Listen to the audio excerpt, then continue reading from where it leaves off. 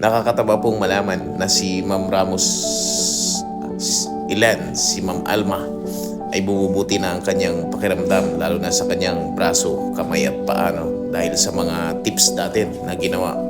Ma'am Alma, ang inyo pong sipag at determinasyon ang naging susi para mangyari ang mga papabagong yan po.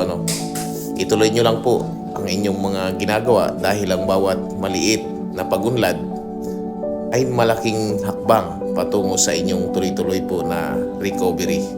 So, nagpapasalamat po ako sa inyong update, at salamat po dahil nakatulong po ang ating mga tips, ang ating mga simple exercise para magkaroon ng recovery, magkaroon ng improvement sa inyo pong katawan.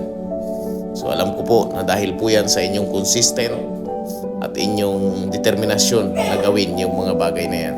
Maraming salamat po. Sana marami sa mga kabangon natin ang ma-inspire ng inyong kwento.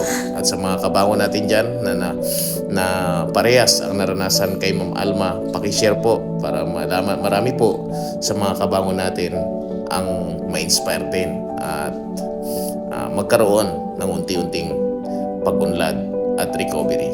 Salamat po.